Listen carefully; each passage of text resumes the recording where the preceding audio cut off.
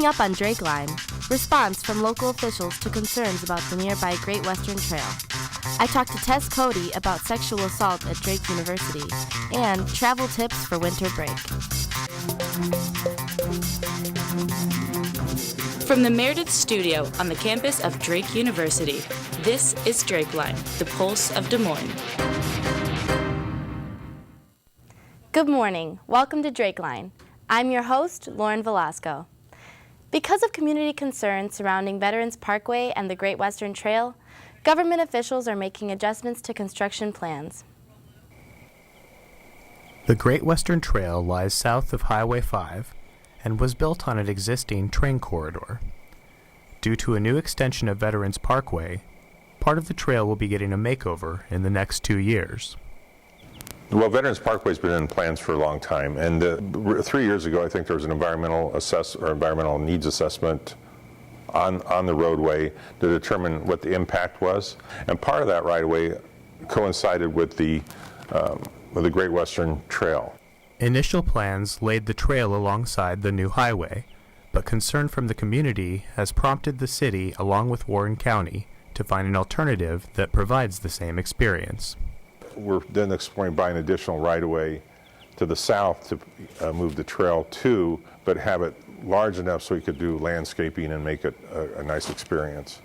Plans will be finalized in the coming months. The extension of Veterans Parkway is expected to be completed by 2019. Reporting, I'm Nate Sohn. The Warren County Conservation Commission has final approval on plans affecting the Great Western Trail. If you would like to receive updates or submit feedback, you can go to www.warrencountya.com. The new athletic craze taking over the nation has come to Iowa. Parkour classes are now available in Ankeny if you're up for the challenge. On Friday afternoons, an unusual class takes place. Paul Hubbard, age 24, started holding parkour classes this past summer. After becoming interested in parkour himself, Hubbard traveled to Colorado to become a certified coach. His classes are some of the only of their kind available in the state. So what exactly is parkour? Parkour is the art of getting from point A to point B in the fastest way possible. So if there's an obstacle like a table in the way, we would climb over the table. Or if it's a wall, we'd climb over the wall. There are a bunch of basic moves like vaults and jumps that we use to get through our environment in the most fastest way possible. Classes start with warm-ups and then move on to practicing basic parkour moves. Hubbard uses the playground equipment at Miracle League Park to create obstacle courses for students to complete in the shortest amount of time possible. Although athletically inclined, Hubbard has always preferred the camaraderie of sports over competition. I just want to be able to give kids something else to do besides like sports and football, because not every kid is good at that, and give them something that they can be proud of that's not exactly competitive based. Hubbard hopes to one day open his own parkour gym in central Iowa. For more information about parkour classes, please email paulthubbard@gmail.com. I'm Sarah Hubbard reporting. You can register for classes on the Ankeny Parks and Recreation website. Hi, I'm Claire, the director of DrakeLINE, and this semester in our JMC 57 class, we, the cast and crew, worked on public service announcements dealing with the topic of sexual assault. Through the concept building, filming, and editing phases, we aimed to hit home with these videos, showing the Drake community just how serious this issue is and that it truly is on us. It's on us.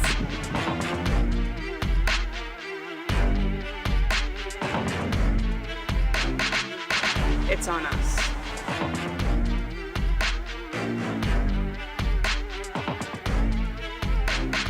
It's on us.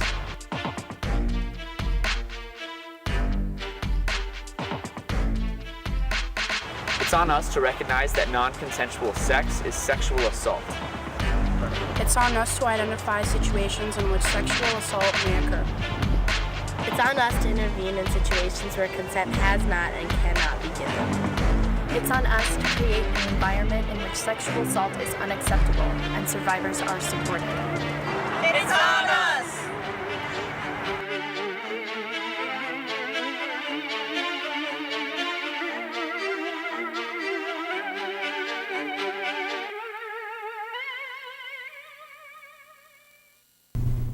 I'm here with Tess Cody, the Violence Prevention Coordinator at Drake University, to discuss Drake's approach to sexual assault awareness and prevention. Tess, thank you for joining us today. Thanks for having me here. So, to start off, would you please tell us a little bit about your position here at Drake and what you do in your office?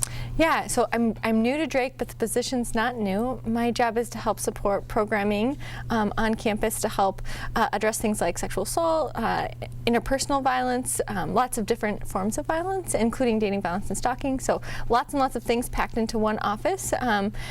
Running mostly programming, but help with some different forms of support. I'm not a confidential person, but people can come to my office for resources and ideas and what they could do to help a friend or help themselves. So could you explain a little bit about what it means in terms of being non-confidential, what that means in relation to your position? That's a great question, and I know it's one that a lot of people are like, oh, that's a little confusing, those words. So the main thing that it means is if somebody came to me and said, I've been hurt by somebody else, I would need to inform somebody else, our Title IX coordinator, just to let them know that that person made that disclosure. That doesn't mean that an investigation is going to start that instant. It just means that I have to give notice to the university. And oftentimes my approach to that is saying, oh, I need to let somebody know about this. This sounds like a serious thing. Do you want to help me inform our Title IX coordinator? So that we would do it together. So it's not this like, oh, what's Tess going to go tell these people about me? It's us doing it together, and that way they get to choose what they say or don't say. The other thing that it means is if for some reason there were ever let's say they decide to file a criminal charge, they decide to go to the police and go through that criminal process, I would not be confidential in that setting. So that means that I could be subject to a subpoena, and so anything that was said to me, the court system could pull out. That's true for any Drake employee. That's not unique to my position, but I think it's just really important because we have some allies with other organizations near our campus that are confidential. They have rights underneath the Iowa Code that say they don't have to tell anyone anything. Those are people like Polk County Crisis and Advocacy, or our VIP Violence Intervention Partner program that we have here on Drake's campus. They're confidential, and so that's someone where you could go and seek and learn about options, but have it go nowhere else and know that your information is protected. So knowledgeable resource, but just knowing that there's kind of those things in place that might happen. And so you talk a little bit about programming when you're talking about your position. What kind of things do you do when you're programming or thinking about programming? Because I know that you are also new to the position this year. Do you have any plans for programming in the future? Yeah, that's a good question. So one thing that's kind of in the works right now is just reinvigorating a program that already existed here on campus, which is called Mentors in Violence Prevention, or MVP. It's a program where students get trained in a particular curriculum and they go and present to other students about bystander intervention. So ways that you could step in, even if you're not the person being hurt, that you could help stop and remedy a situation.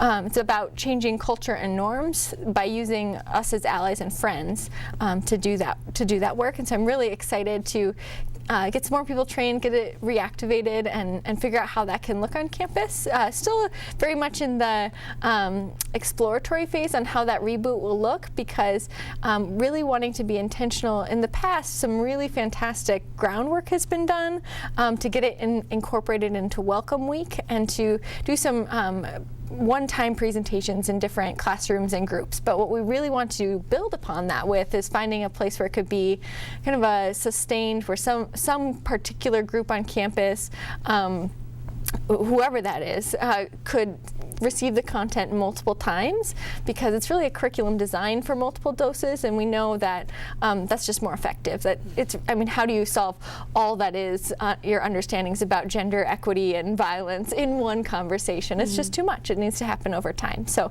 that's one thing that's on the radar.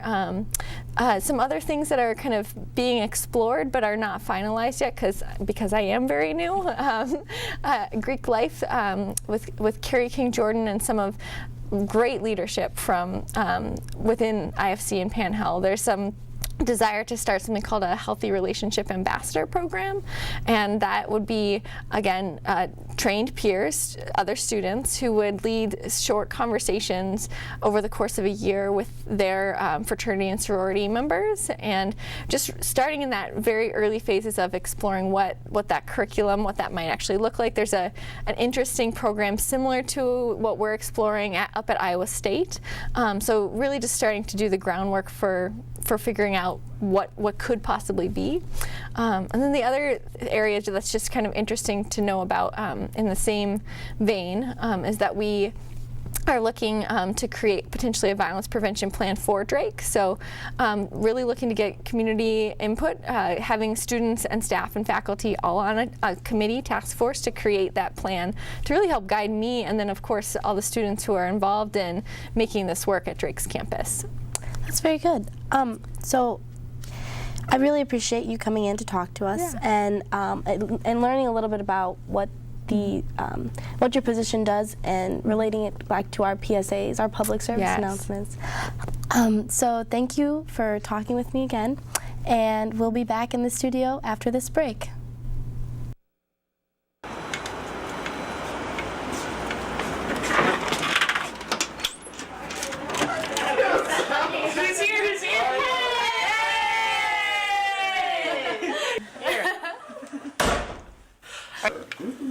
Nine.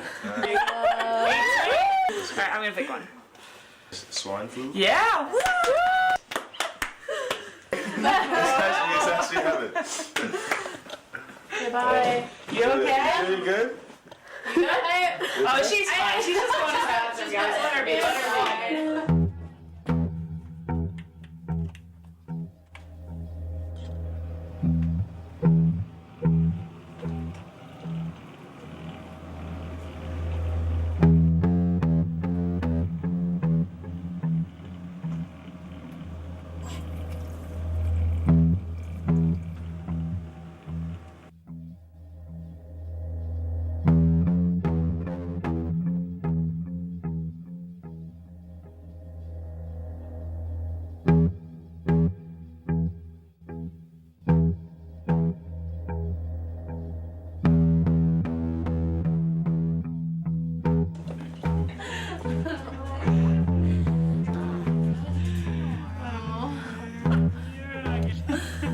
Hey, are you okay?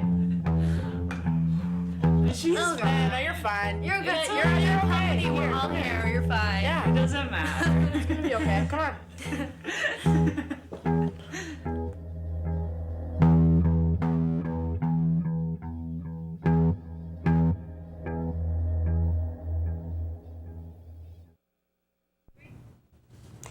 What's the holiday season without some pie? 6 Drake students may have already gotten their fair share when they had pie thrown in their face at an event to raise money for Best Buddies. On Saturday afternoon, people walking outside Drake Stadium could see students waiting. After a quick donation, a pie found its way to their faces. These students are presidents of student organizations volunteering their time for Best Buddies. Best Buddies is an organization. We develop one-to-one friendships with people in the community who have intellectual and developmental disabilities with Drake students. So we're all about inclusion and just doing things that you would do with any of your other friends. Students involved with Best Buddies are paired with a person from the community with an intellectual or developmental disability. The event today was organized to fundraise for the group. Pay $1, get a pie to throw in a president's face. I really appreciate the organization. I've said if I can help out in any way I can. Sure, if that means getting pied in the face, then I'll be there at Saturday at 12. Best Buddies is about ending the stigmas and stereotypes about people with intellectual and developmental disabilities. Well, we do a lot for promoting inclusion, so it's very important because there's a big stigma around people who have disabilities, whether they're denied the same opportunities or whether they're thought of differently than just normal people. So really changing that, we just strive to change that every day. Catherine Bauer reporting. Yes. Best Buddies raised $133 at their event. To become a buddy, you can visit bestbuddies.org. Gourmet bagels from big cities like New York are not usually found in Iowa, but a husband and wife bagel-loving duo are bringing this commodity to Clive. Five Borough Bagels is a New York City-style bagel shop in Clive that offers an array of unique cream cheeses, bagels, and beverages to satisfy every craving. Unique options include the French toast bagel and the sriracha bacon cream cheese. They also offer a wide array of coffees and beverages with over 20 flavors, including red velvet and tiramisu. Owners Sarah and Tony missed the New York authenticity of their bagels, so they decided to open up a shop here in Des Moines to get fresh bagels. Thank you so much. One random night we were like, oh my gosh, we need a New York style bagel. So we actually made them from scratch at home. They came out so good. Really so good. we were like, oh my gosh, let's open up a bagel cafe. Sarah and Tony opened up the bagel shop in June and are happy about its success and growing popularity. They are also interested in opening a shop closer to downtown Des Moines in the near future. For more information about 5-Borough Bagels and their menu selections, visit their website at www.5boroughbagels.com. Reporting, I'm Olivia DeSales. Stop by 5-Borough Bagels Monday through Saturday from 6:30 a.m. to 3 p.m. to satisfy your bagel cravings.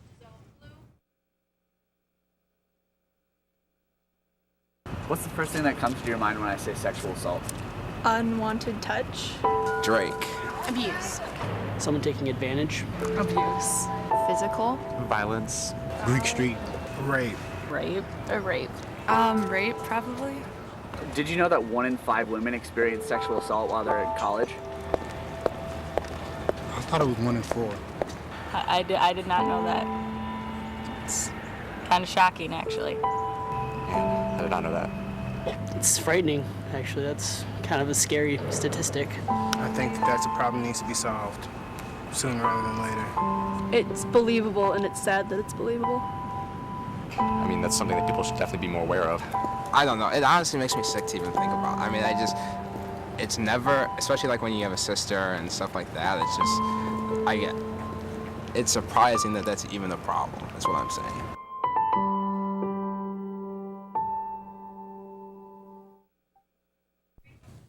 We recently sat down with senior musical theater major Isabella Taylor about what her experience as an artist has been like and what her time at Drake has meant to her.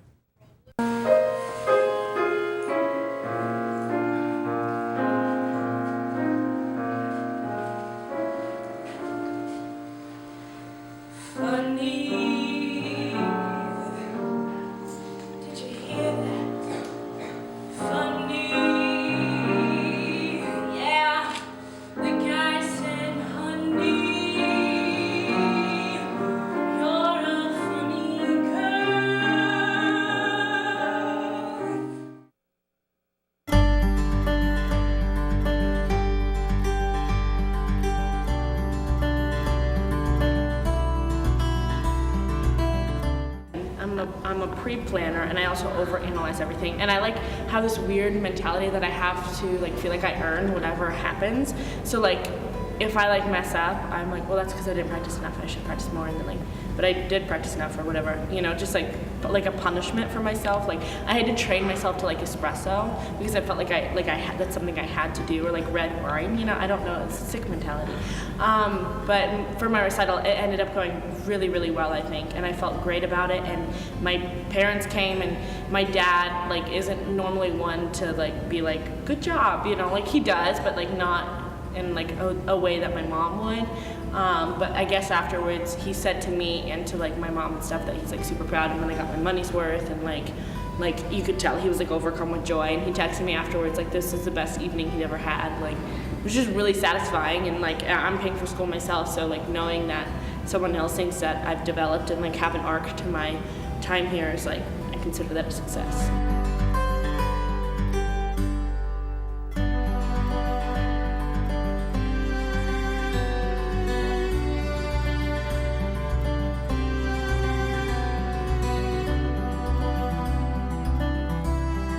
When they're young, generally think they know everything, and I'm guilty of that. But I think coming in here knocked me down a few pegs, which was great. I needed that. And like to be humbled is a beautiful thing, and I don't think people understand that it's not negative. And I think in general what I've learned like through my course of being here is that people can have opinions of you and people can perceive you a certain way, but there's not necessarily any truth to that. Like there's no like that's okay. Whatever they think of you is whatever they think, but you're the only person who places value in that, so you can choose to enable that sort of either good thing that they might have to say or bad thing that they might have to say, but like you put up your own filter.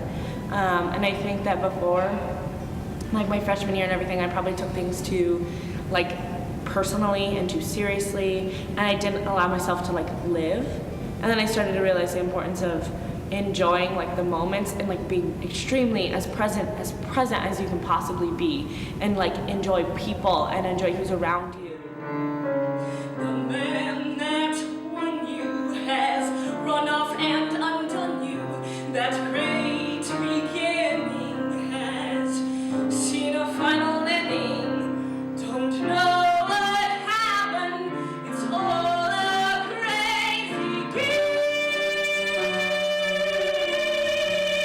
No more that old time thrill. For you've been through the mill, and never knew love will be the same. Good riddance, goodbye. Every trick appease your heart to. But fools will be fools and waiting on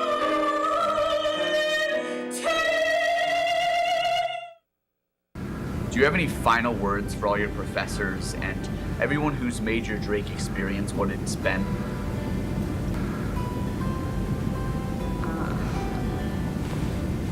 Thank you.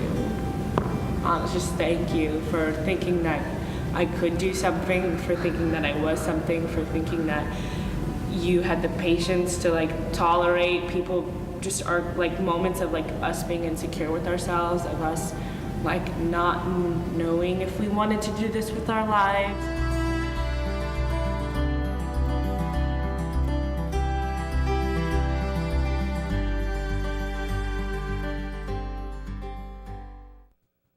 When you think of the holidays, cookies, snow, and hot cocoa come to mind. But what about a chainsaw? That's what kicked off the 39th annual Beaverdale Holiday Boutique this year at Holy Trinity Catholic School. Woodcrafter Andy Klink was among the many who showcased his unique artistry at Holy Trinity Catholic School. The school was transformed into a winter wonderland, complete with handmade and one-of-a-kind crafts to sell. Also present, the holiday cheer shared by volunteers and customers. From drawings to jewelry, the Beaverdale Holiday Boutique has it all. But if you're craving that sweet treat, head on over to the Kris Kringle Cafe, complete with homemade cinnamon rolls and Christmas cookies. From treats to sweets, with the help of the Holy Trinity Elves, the library became something even Willy Wonka would be jealous of. We have families from the parish and the school who donate breads and cookies and bars and pies and cakes and everything, and then we sell all of those items in here. All proceeds from this event benefit the Holy Trinity Catholic School and Church. Gingerbread men and snow cookies were selling faster than you could say Happy Holidays. Reporting, I am Megan Rush.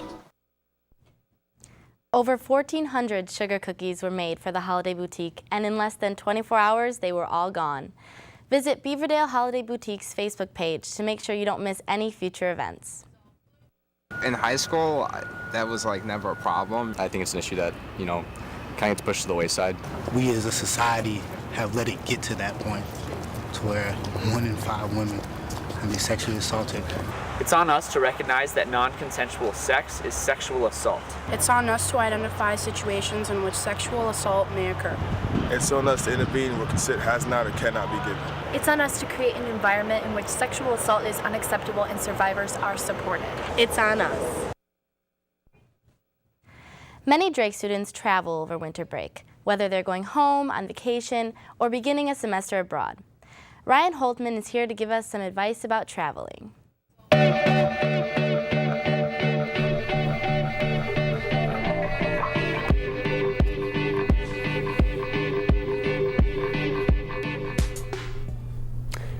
Welcome to Flying with Ryan. I'm Ryan Holtman, and today I will be teaching you how to pack your toiletry bag when it's in a carry-on. Flying can be a stressful time, and people tend to leave packing to the very last minute.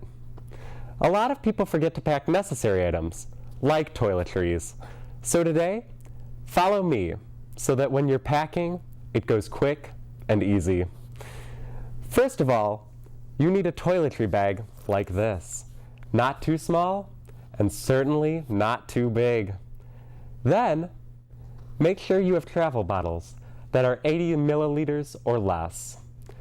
I already did this today, but as you can see, you can fill these up with shampoo and conditioner. Next, make sure that you pack your toothbrush, toothpaste, and mouthwash. Your toothpaste and mouthwash have to be travel size, or they will take it away from you. Another important thing to pack is a hairbrush and the things you use to style your hair. I once styled my hair so well that the stewardess on the plane said, "Hey, I love your hair." And I said, "Well, thank you. That really means a lot to me." Hair is great. A lot of people have hair, except for 40-year-old men that are bald. For them, they don't really need to use gel because they don't have any hair. But they do need to use polish so that their bald heads are nice and shiny. Well, that's all the time we have left today. Please join us next week when we talk about the best ways to pack for a business trip. I'm your host, Ryan Holtman. Have a wonderful day.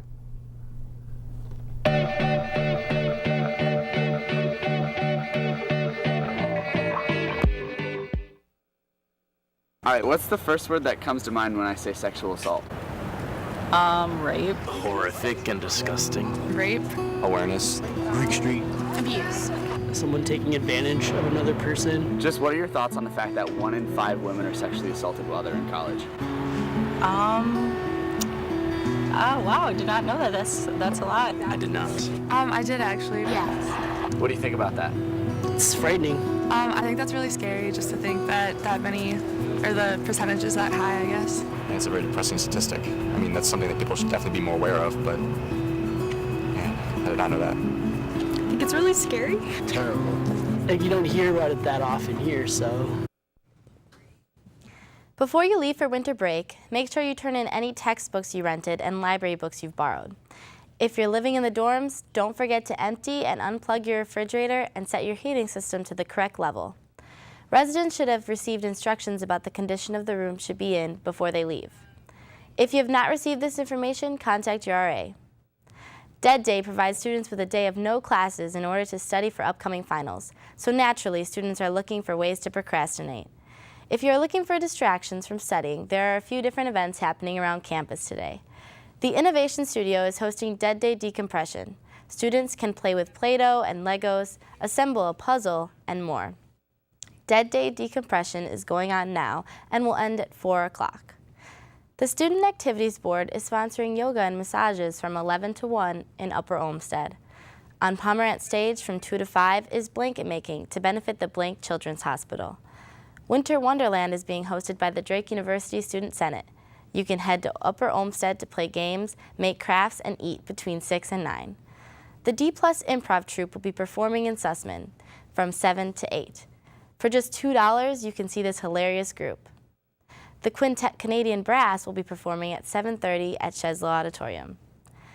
Thanks for tuning in to DrakeLINE this morning. I'm your host, Lauren Velasco. See you next time.